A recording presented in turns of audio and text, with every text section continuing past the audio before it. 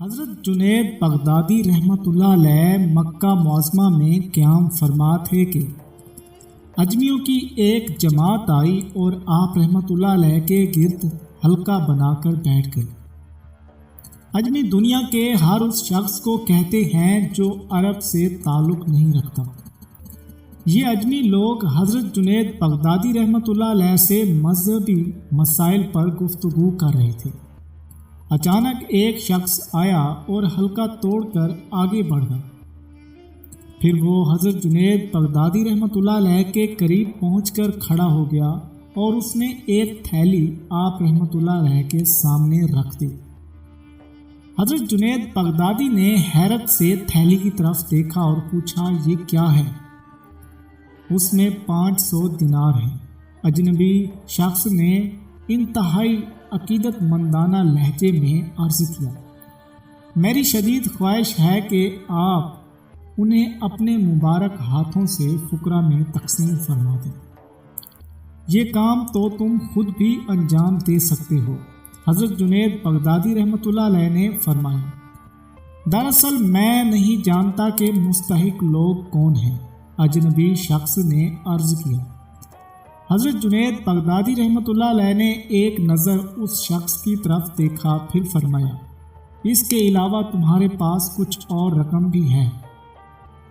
جی ہاں، اللہ کا دیا بہت کچھ ہے، اس شخص نے اپنی آسودہ حالی کا ذکر کرتے ہوئے کہا۔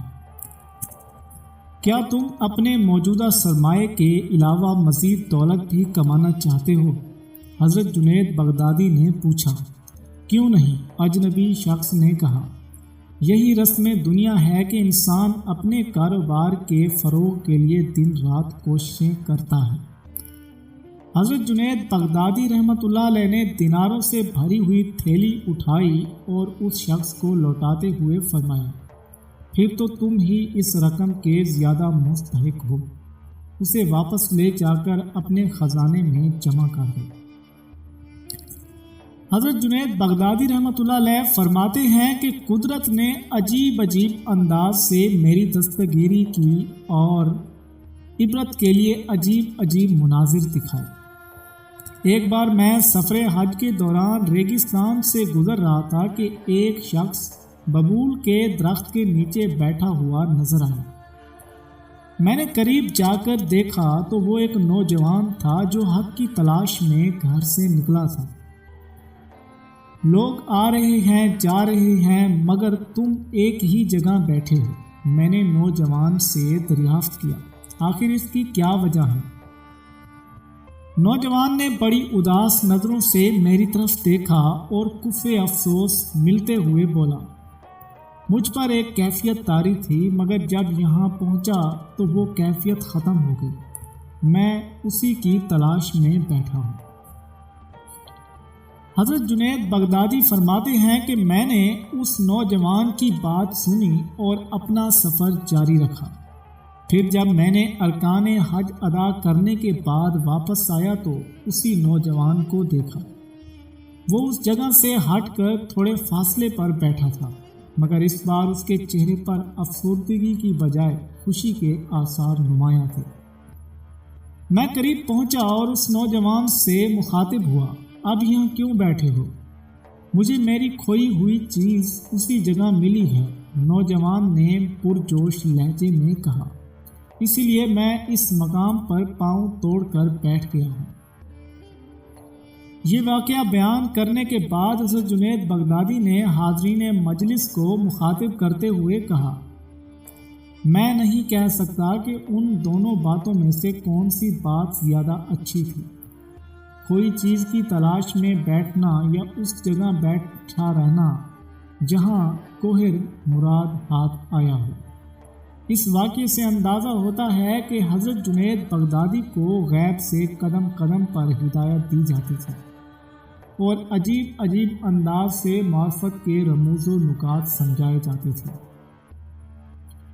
حضرت جنید بغدادی رحمۃ اللہ علیہ کبھی تنہا سفر کرتے تھے اور کبھی ارباب ذوق کے ساتھ۔ ایک بار آپ رحمۃ اللہ علیہ بہت سے مشائخ اور خدام کے ہمراہ جا رہے تھے۔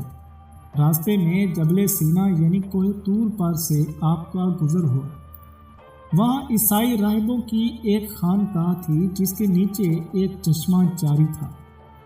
حضرت جنید بغدادی رحمۃ اللہ علیہ نے اپنے رفقاء کے ساتھ اسی چشمے کے کنارے قیام فرمایا۔ اس سفر میں ایک قوال بھی آپ رحمۃ اللہ علیہ کے ہمراہ تھا۔ کچھ دیر بعد مجلس سماع گرم ہوئی۔ دیکھتے ہی دیکھتے تمام صوفیاء اور مشائخ بے خود ہو گئے اور بے تابانہ رقص کرنے لگے۔ سماع کے دوران حضرت جنید بغدادی رحمۃ اللہ علیہ پر بھی وجد کی انتہائی کیفیت طاری ہو جاتی تھی، مگر آپ اپنی جگہ سے حرکت نہیں کرتے تھے۔ راہب اور ان کے پیشوا بڑی حیرت سے اس منظر کو دیکھ رہا تھا۔ آخر وہ خانقاہ سے نکل کر نیچے آیا۔ حضرت جنید بغدادی کے تمام ساتھی حالت جذب میں تھے۔ راہبوں کے پیشوا نے انہیں اپنی طرف متوجہ کرنے کی کوشش کی۔ تمہیں تمہارے خدا کی قسم میری بات سنو، تم لوگ یہ کیا شغل کر رہے ہو؟ راہبوں کا پیشوا حضرت جنید بغدادی کے ایک ایک ساتھی کو پکڑ کے یہ الفاظ دہراتا، مگر وہ مست و بے خود لوگ ذرا بھی اس کی طرف توجہ نہیں دیتے۔ آخر بہت دیر بعد جب محفل سماع ختم ہوئی اور تمام بزرگ اپنی اپنی نشستوں پر کرینے کے ساتھ بیٹھ گئے تو راہبوں کے پیشوا نے مشائخ سے پوچھا، میں آپ حضرات کو بار بار اپنی طرف بلاتا تھا مگر آپ لوگ میری بات سنتے ہی نہیں تھے۔ تمہارا ہمیں اس حالت میں پکارنا ایک کار بے سود تھا۔ ایک بزرگ نے راہبوں کے پیشوا کو مخاطب کرتے ہوئے کہا۔ راہب نے مسلمان بزرگ کی بات بڑی حیرت سے سنی، مگر اب تو تم لوگ میری بات سن رہے ہو، اس وقت تمہاری کیا حالت ہو گئی تھی؟ ہم نہیں بتا سکتے کہ سماع کے وقت ہماری کیا کیفیت ہوتی ہے۔ دوسرے بزرگ نے کہا، بس ہم اپنے اللہ کے تصور میں گم رہتے ہیں اور ماں سوا سے ہمارا کوئی رشتہ باقی نہیں رہتا۔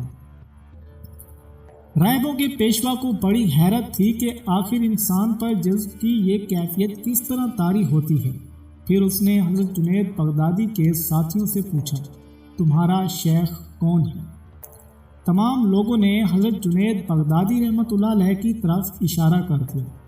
راہبوں کا پیشوا اپنی جگہ سے اٹھا اور حضرت جنید بغدادی کے قریب پہنچ کر کہنے لگا، شیخ، میں نے کچھ دیر پہلے آپ لوگوں کو ایک عجیب کھیل میں مشغول دیکھا۔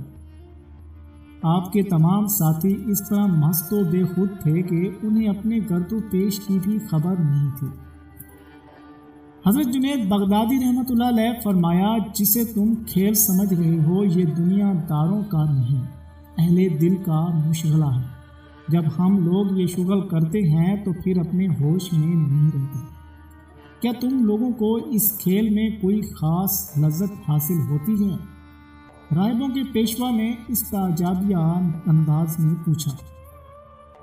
تم اس لذت کو نہیں سمجھو گے۔